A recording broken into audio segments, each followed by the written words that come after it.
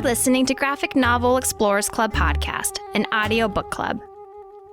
Thanks for checking out today's episode of Graphic Novel Explorers Club. I'm one of your hosts, Johnny, joined by Dennis. And sadly, no Francis. She's off-world. Is that what you were? Yeah, off-world, defending the universe from Skrulls. But aren't Skrulls the good guys now? Yeah, I guess in the movies they are. Okay. Oh, wait, that's a spoiler. Are Sorry. we in the Marvel cinema universe? Yeah. Earth 9999991 exactly. or whatever it is. Not 616 as said by Mysterio. Yeah. Spoiler. Is that part of the comic books? Yeah, that totally is. That's like the main universe? 616. I forget the reason why the name numbering is like that. Oh, okay. Sorry, we got way off topic here on our introduction. Today we are discussing Queen of Kenosha by Howard Shapiro and art and coloring by Erica Chan. We hope you've already read today's title because all two of us have read the book, so beware, spoilers ahead. We would love for you to share your opinion and thoughts with us. You can follow us on Twitter and Instagram at GN Explorers Club. Leave your comment on our Facebook page, also GN Explorers Club, or email us at, that's right, gnexplorersclub@gmail.com.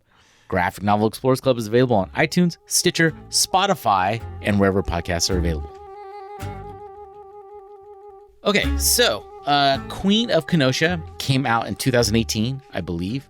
And we were sent this by, I believe, the publishing firm. It was someone from a marketing firm had contacted us and asked us to review the book, which we are finally getting around to. We were supposed to do this last year. Didn't happen. This is what happens when you have 3 people hosting a show. 2 of them have kids. Right. And the other one's just a lazy layabout. So this book takes place in the early 60s. You wouldn't know it.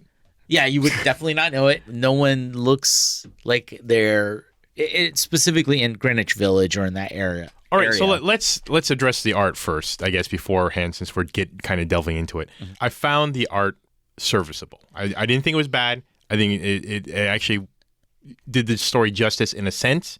However, in no way, and I don't know how you would invoke it, but in no way beyond some tech like a dial-up phone, maybe some of the cars. In no way did I feel this was a period piece at all. No, it could have taken place in the 90s, the 70s, current day. Their hairstyles didn't seem to invoke any particular era. And this might be a stereotype, but yeah, I assumed well, it's pre-hippie. So I wasn't expecting anyone to look like a hippie, but I was expecting more of like a early Bob Dylan, Peter, Paul, and Mary look. Right. To the artists are like Joni Mitchell. Mm-hmm. Which, I mean, like our protagonist, she does have longish hair, but nothing stands out to me to make it make me, like you were saying, like nothing feels period piece exactly to it.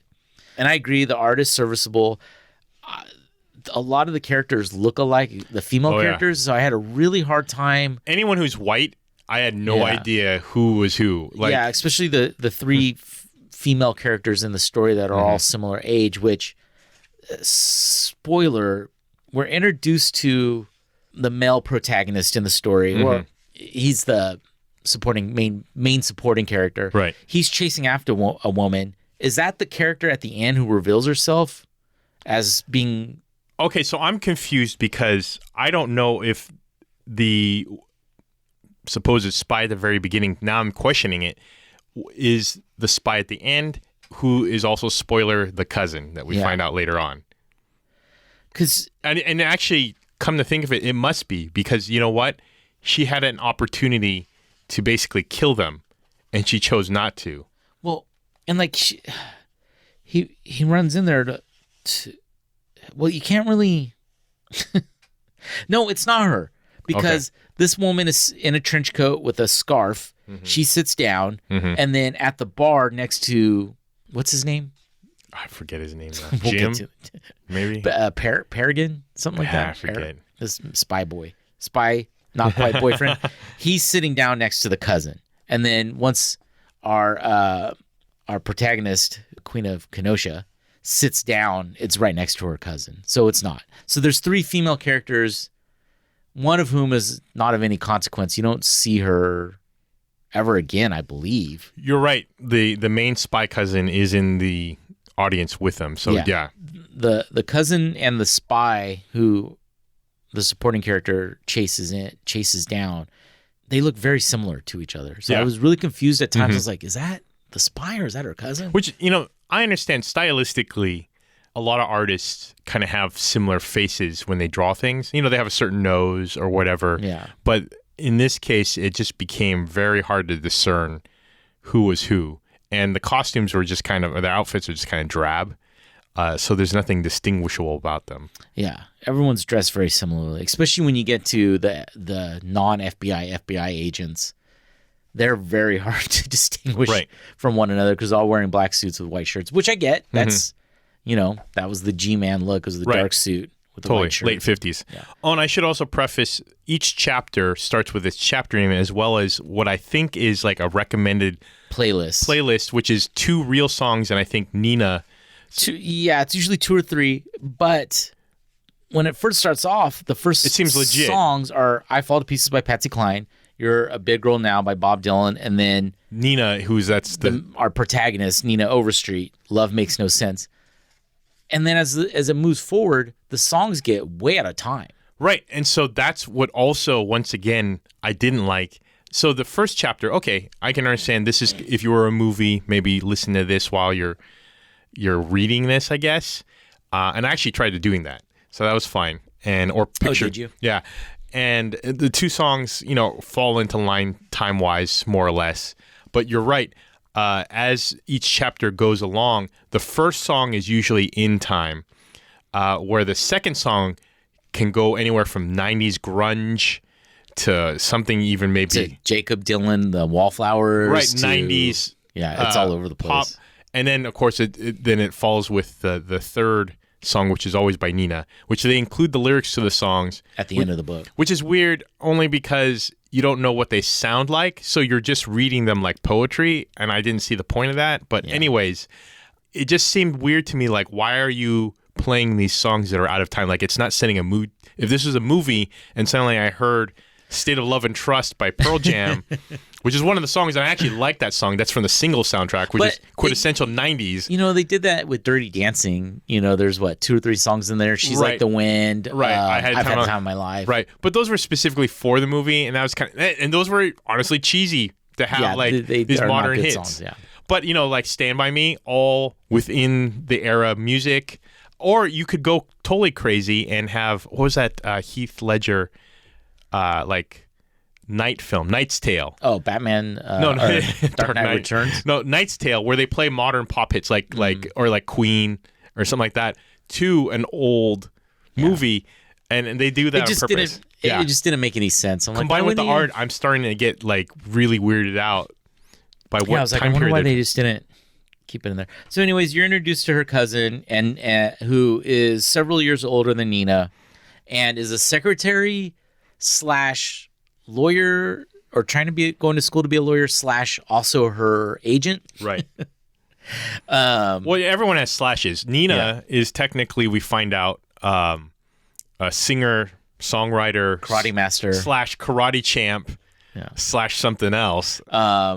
So they're talking about Nina's frustrations with getting more gigs and trying to launch a music career, which is fine.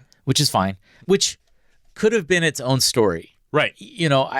When at first you think that this might just be a normal story, it seems like in line with whatever. Yeah, and then the spy who was, or this non-FBI agent who was following this woman in, starts talking to her.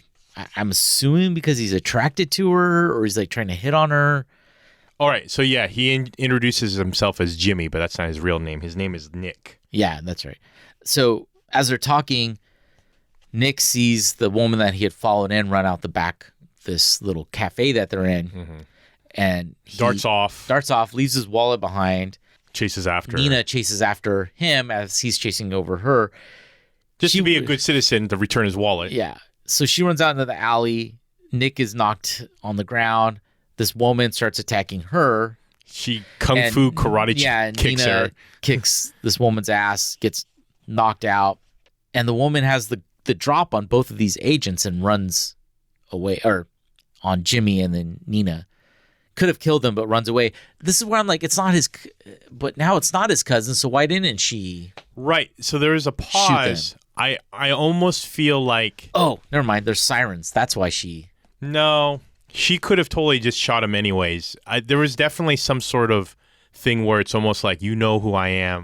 I didn't get the facial recognition though. But look at that pause. I mean, there's at least 2 beats. There's Maybe at least she just didn't want to kill. Was hesitant to kill somebody. I don't know. So World War II has ended.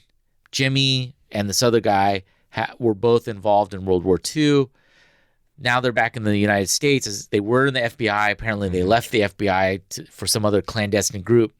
And the project that they're working on is neo-Nazis have infiltrated the United States, and they're trying to recruit other Americans. They're also trying to break down faith in like public officials, public entities, government entities, by blowing things up, undermining, releasing false information.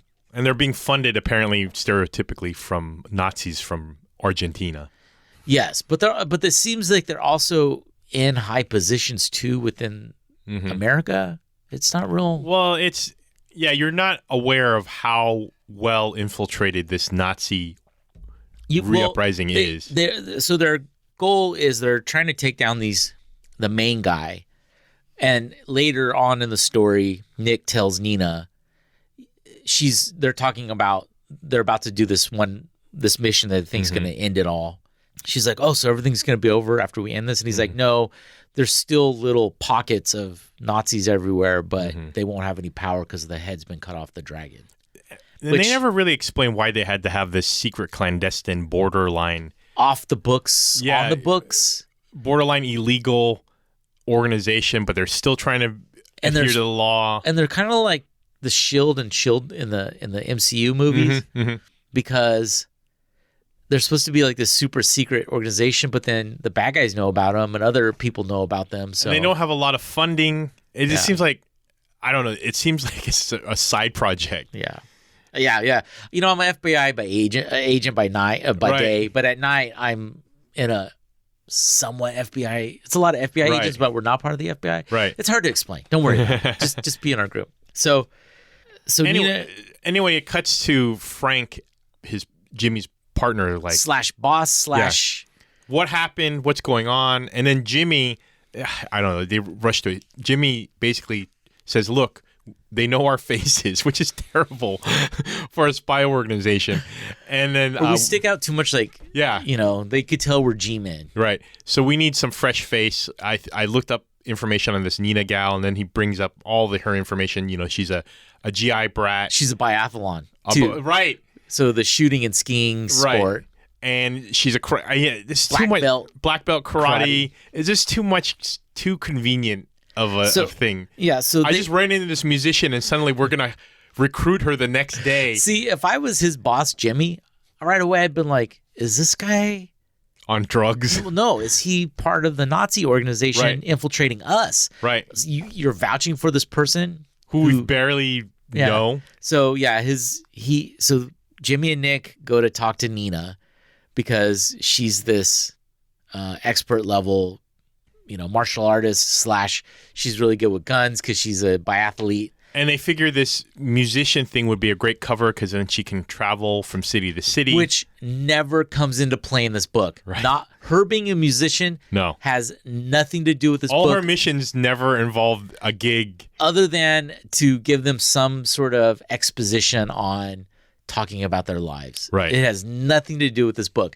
Which brings me to my point is I think this would have been a stronger story if she had from the get-go been an FBI recruit.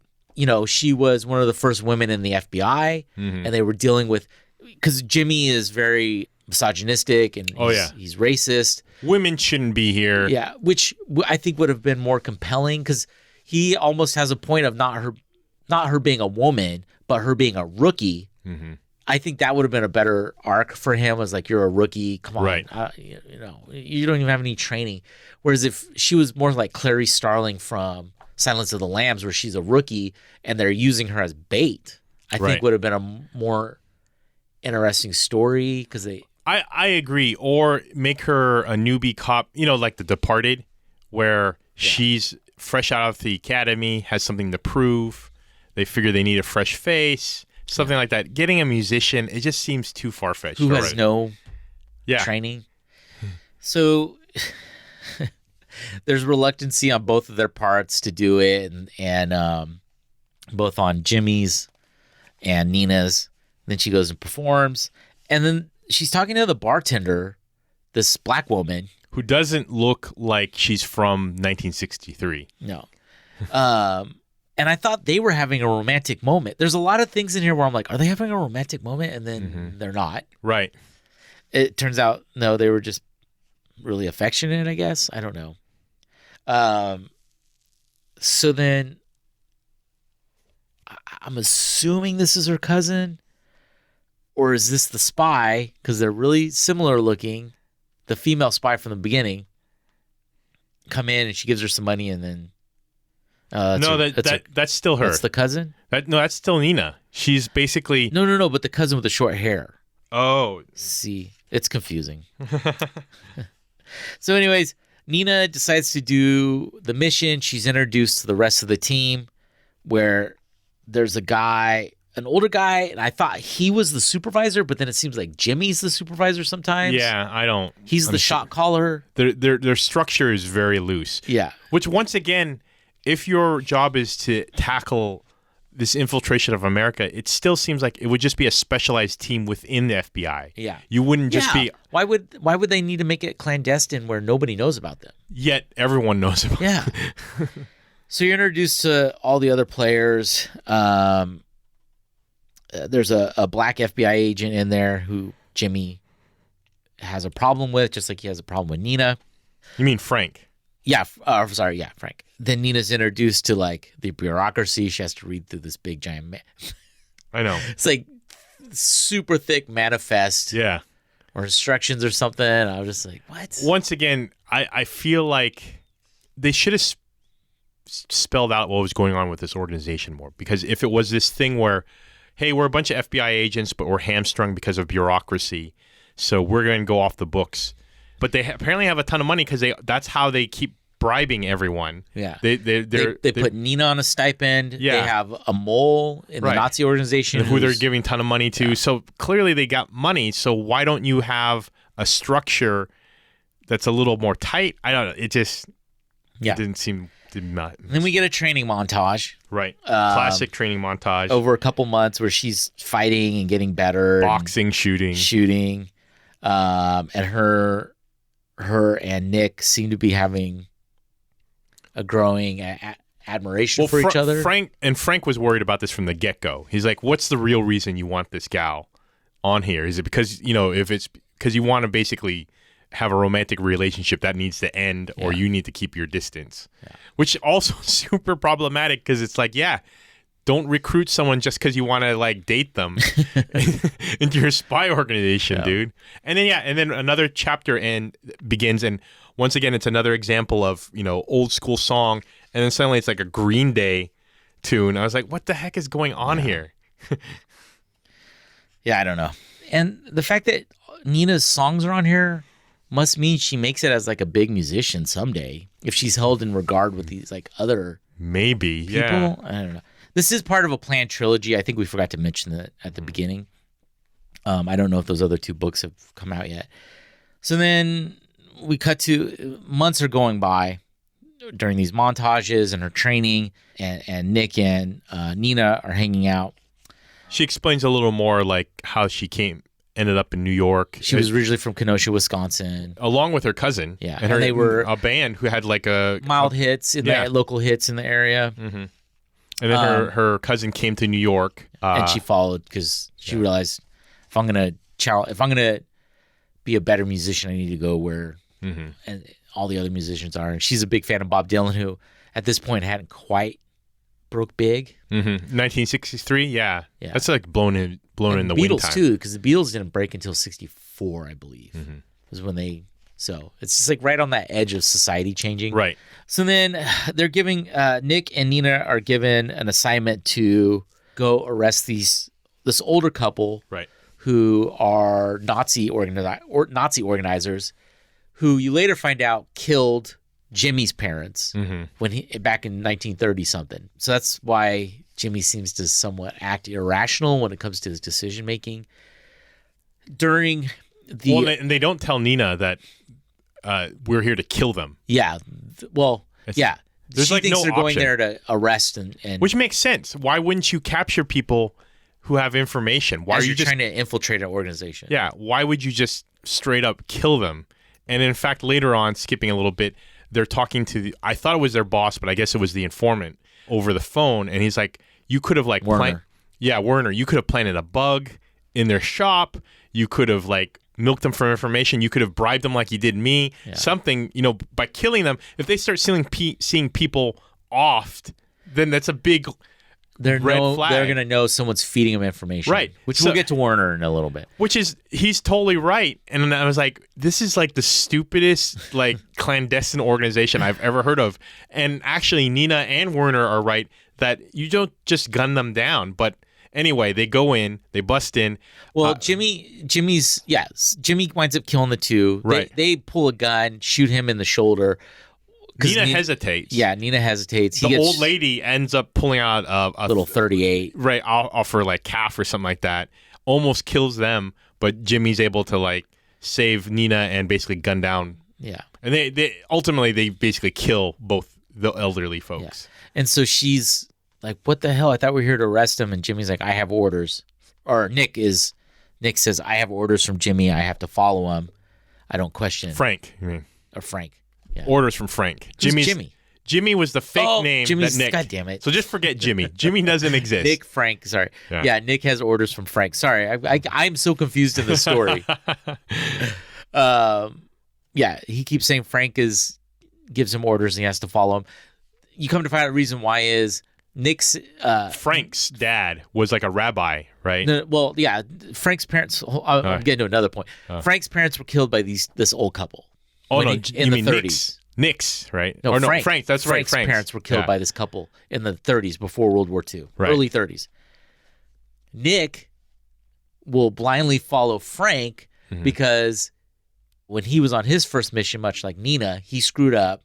Frank threw himself on a grenade. One of the bad guys, this is when they were in the FBI, threw a grenade. Frank jumped on it. It turned out to be a dud. Without hesitation. Yeah. And told Nick, just go. Go.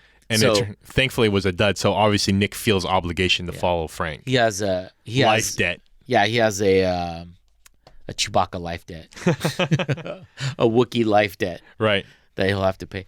And that's another inconsistency in the story is there's a lot of like, you're wrong. Well, here's the reason why. Okay, yeah, you're right. Yeah. And no, then- everyone's irrational. Yeah. And then someone points out a rational thought. I'm like, oh, I never thought of that. And then the next time they meet, it's back to being irrational. Yeah. There's never any... Like Nina will point out that Frank is a misogynist, and then Nick will go, yeah, you're right. But here's why he's a good guy. Right. Because he jumped on a grenade and saved my life. I don't know. There's a lot of there's not even storytelling in this. And there's a lot. I feel like this first book could have been cut down a lot. Oh, it just seems like a lot of set pieces and ideas that just don't chain well together. So we cut to the next chapter. Well, we're introduced to Werner, who's like the insider for them. And the only reason Werner's working for these guys is because they caught him and they basically were like, yeah, we're going to give you a ton of money if you go on our side. So it's also the shortest chapter in like the whole book. And this, once again, I tried listening to the soundtrack recommended, so to speak. Didn't fit at all. One of the choice songs is Wood by Alice in Chains. And it's like this kind of moody, kind of almost dangerous song. And they're just talking with Werner, which once again, it's their informant. So I had a problem with the mood this song was trying to set for the scene because I didn't feel this tension at all. And two, this is their informant, their mole, and they're just out and about in New York City with potential other witnesses. Yeah, they could have been followed. Yeah. And then they're clearly openly talking loudly, probably, because Wood's playing in the background for some strange reason. it just seems like a bad idea. Like, take your most informed, secret, person and just talk to him out in the open. No, you meet him in some secluded area where you can't see each other, or you do the classic spy thing where you're on a park bench, he's on a park bench behind you, and you're talking. I just don't know why he even needed to be introduced to them. I think it was just to expand that he was a real person, that he was kind of a slimy dude. Well, he winds up, I guess you know who he is, because he winds up dying later. Right, so you get to know his face. Yeah. So, there's a lot of exposition, basically. Yeah. So then we get to like their first real big mission where they're gonna catch this guy who's basically the money launderer launderer for this organization. It's a big sting operation. Frank's there, Nick's there, Nina, a couple other people. They get the drop on the guy. He's got a few bodyguards. They take care of them. Yeah. They get him back to their headquarters, and Frank proceeds to rough the guy up a little bit, but not really. Just intimidate him. Yeah. It's not like he actually beat on him. Which is funny. I thought they were going to have him punched, but, it seemed like they didn't want to cross that line. But they're okay with them executing. Yeah. They've already basically judge, jury, and executioner his guards. So why do you care about this guy? Yeah, so they play basically a good cop, bad cop. This guy gives up all the information that they need about what the chain of command is, who's who, what's doing what. Do you understand where they lock him up? Because this comes into play later, and I got confused by that. Yeah. Who's holding them? Well, the feds, or this non-FBI agency, is holding them in their own internal, in their headquarters, kind of like just to safeguard him. Okay, because so there's a jail cell and there's a guard with a uniform, and so they overturn. Like, he gives up a bunch of information. Apparently, so they're protecting him. Yeah. Okay, kind of. I just wasn't sure if they used an outside source, like, because the guard, he wasn't wearing just like a suit like everyone else. And if you're a clandestine organization, do you have time to come up with a uniform for your guards? Well, you hire an outside a third party security. Right. Makes sense. Yeah. Makes sense. So then we're introduced to John Cameron, he's the guy who discovered Bob Dylan and Joni Mitchell and Pete Seeger and all these other folk heroes. Nina plays for him, and he's like, "You're signed, kid." Basically, right? Real stereotypical stuff. You're the greatest thing since sliced bread. You signed. I'm doing that accent. I'm assuming he doesn't sound like that. The cousin's like, "Hey, she's got a gig tonight. You should come check it out." And he's like, "If I can, I will." So now she's this is a part where I was like, oh, okay, so now there's going to be some conflict where her music career is taking off, so she can't do the spy business. Right. Or they're going to somehow, it's going to cause friction. Nope, never does. I kept expecting this to turn into something. Well, and then the cousin, not so secretly to Nina, the cousin basically slips like some piece of paper that clearly says code something into like a fake cassette and hands it to the producer. So it's 100% clear that she's also some kind of spy, which is dumb because spies don't hand other spies things that say code on it. Well, Nina's carrying that in her purse. And the cousin is. Nina's carrying it in her purse. The cousin finds it. Oh. Yeah. That's what I took it as. Okay. Now, if she passed it along to that guy, which, okay, the cousin's Warner gets killed. The guy in their protective custody gets killed. Turns out it's the cousin doing it. And then my suspicion is John Cameron is actually the person that's in charge of all these Nazis. Right. Who they don't know who he is. Mm-hmm. They don't know who he is or she is. They don't really have any leads. Anything that kind of points them in the right direction winds up being a dead end. Mm-hmm. So I think John Cameron is actually the head of this Nazi organization. So the cousins are all excited because of her, getting signed to this record label or being recommended to be signed to the record label. She has a performance that night. Nick shows up. They seem to be flirting-ish. But doesn't the other. cousin basically like abruptly leave? Yeah. Like really suspiciously. She leaves all the time. She's abruptly leaving all the time where, hey, let's get dinner. So then they go to dinner and she's like, oh, I forgot I got to go do this. And it's like 9:00 at night. It's right. like, okay. And anytime Nick shows up, she leaves. Right. Too. I don't know. It's dumb.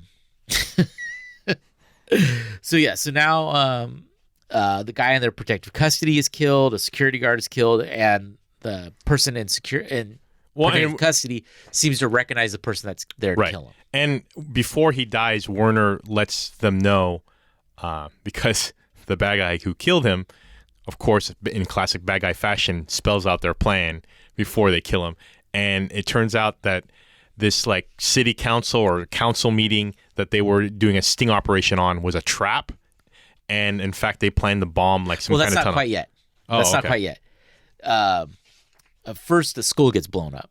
And the Nazis blow up an elementary school, and they call this secret headquarters to say, we know you've infiltrated our group, and we blew up the school as retaliation. If you do anything else, we're going to blow up something else. So then, then Werner is like, hey, they're on to me. You guys have been doing too much shit where people are getting killed, getting picked up to this secret organization. He's like, they're on to me. You got to get me out. You got to do something. And Frank's the one leading this operation. I swear the other guy's the boss, though. I don't know what he's there for then. Right. If Frank's the boss, then why is that other guy even there? He's not a necessary character. Yeah. He's like, okay, we'll take care of you. Just hang on a little bit longer, and we're going to get you all the money that you want and need. Which I don't even know if they really intended to give him the money, to be honest.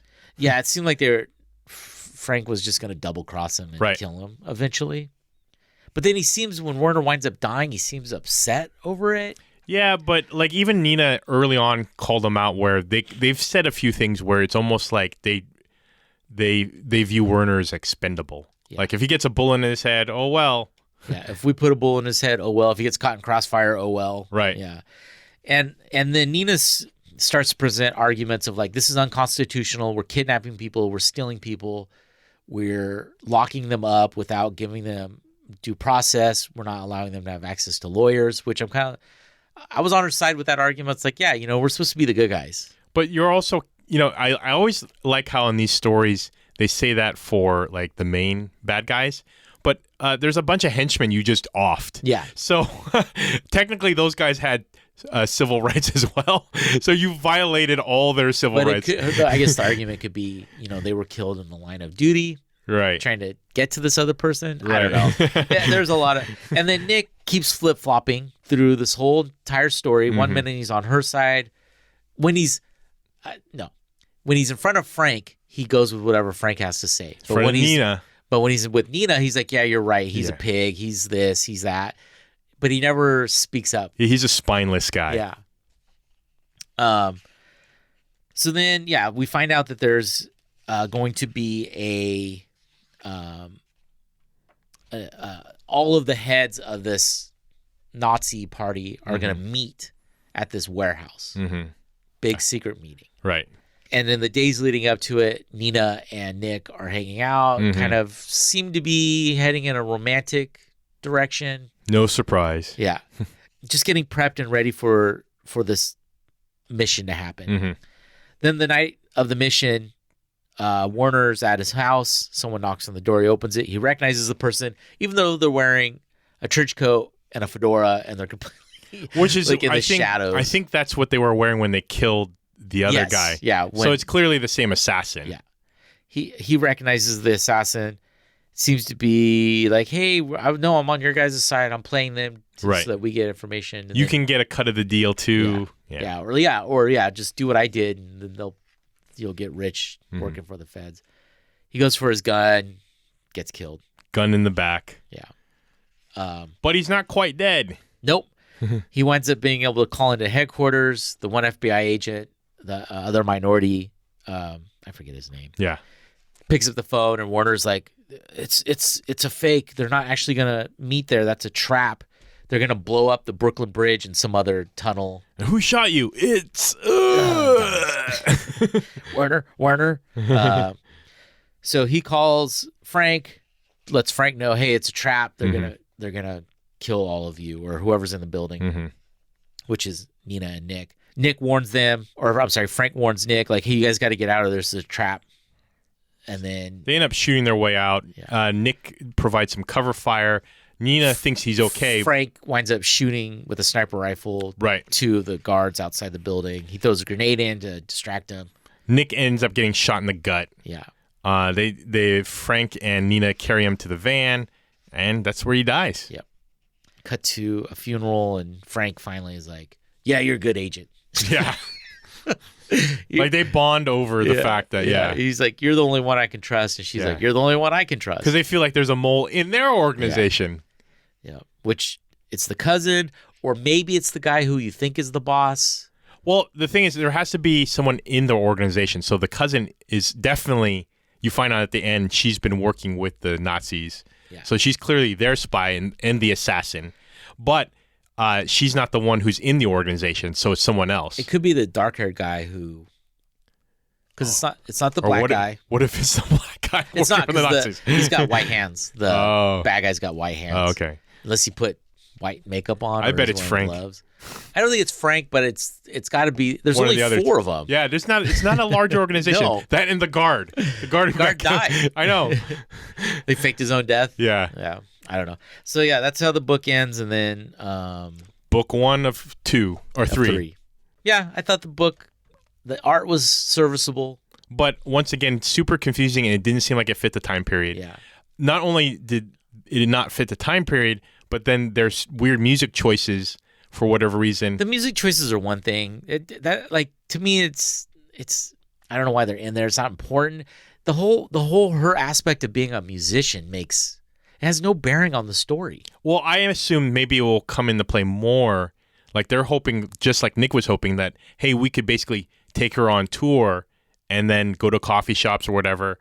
And then I think that would have been I think it would have been better if she had been a new agent, like borrow some of the stuff from Silence of the Lambs. Right. They pull this cadet out. Mm-hmm. They're like, hey, look, the reason we're pulling out is because you scored really high on these tests. Mm-hmm. You did this, and we looked into your history, and you were a musician in high school. So we want you to pose where you're going to start playing gigs. I think that would have been a better way of... Well, for sure. Especially, you don't just pull someone who's like, oh, they're a musician, and look, I looked up their dossier. And It would have been like if we were recording one of these out at like Oblivion Comics or when we do CrockerCon, and someone was like, hey, guys, come here. And we're like, hey, what's up? Hey, look, I'm part of a secret organization that's trying to bring down neo-Nazis. And we want you guys to, because you're podcasters, right. We're going to send you around to different events, podcasting events to pose. And Johnny, we know you were in the armed forces, so clearly you know how to handle yourself. You were a hospital corpsman in the Navy, so if Dennis gets injured, you're going to be able to help him. Right. It doesn't make any sense to why they... And the fact that they're so desperate. Like, you already called some people from the FBI. You can't... There's no other FBI guys, new FBI guys. Well, like you're saying, she's a cop. Yeah. You know, like you're a cop. You know everybody. Well, that wouldn't work either because she's a known police officer. I think if she'd been a cadet recruited out of school, who also happens to be a musician. who has a history as a musician, like, hey, you were in bands when you were in high school, right, and college. You know, we want to put you on this case, and here's what we need you to do. Yeah, and make her more of a pawn. Right. So that because that's basically what in Silence of the Lambs with the guy who recruited her, he did it because he knew she was like a fresh face and didn't know anything and wouldn't be able to give up any information to Hannibal Lecter. Right. You know, so he was using her. Whereas like if they had done something like that, where like, you know, and you're blonde hair, your blue eyes, right, we're going to get you're going to infiltrate into some of these organizations. But yeah, and like you were saying, like a little bit of The Departed where, you know, that you're kind of known in this realm a little bit. Right. You grew up in the neighborhood. Right. You know.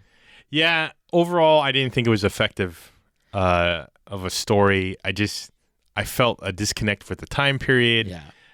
It just seemed kind of boring, honestly. A lot of it didn't seem necessary. Like, and like, how would the cousin become so radicalized so quickly? I mean, they were pretty close. They were in a band.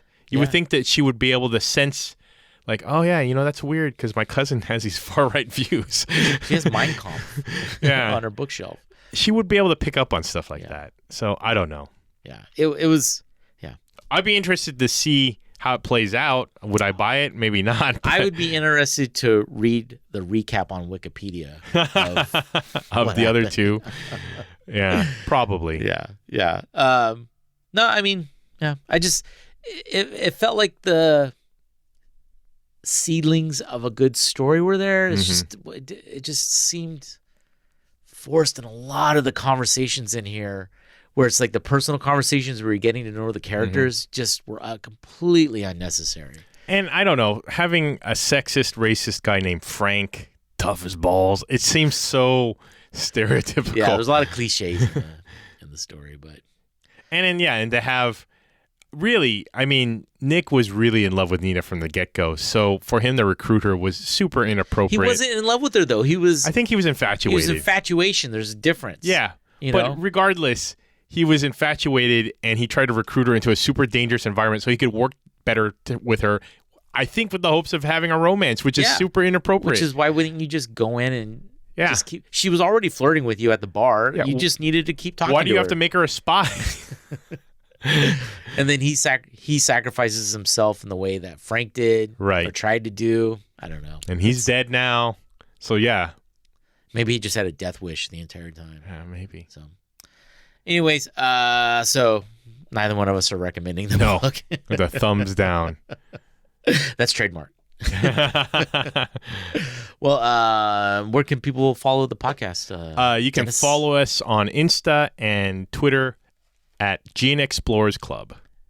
And I guess we'll see you next week. It's part of our summer special. We're recording this and not quite sure how many total we're gonna do. Maybe 4 or format or what books. Or... Yeah, we're out here loose. Yeah, loose. Francis, we need you to come back to make us organized. Yeah, keep us on track. We need to, our feng shui is all off. Yeah, way off. All right. Well, thanks for listening, everyone. Bye.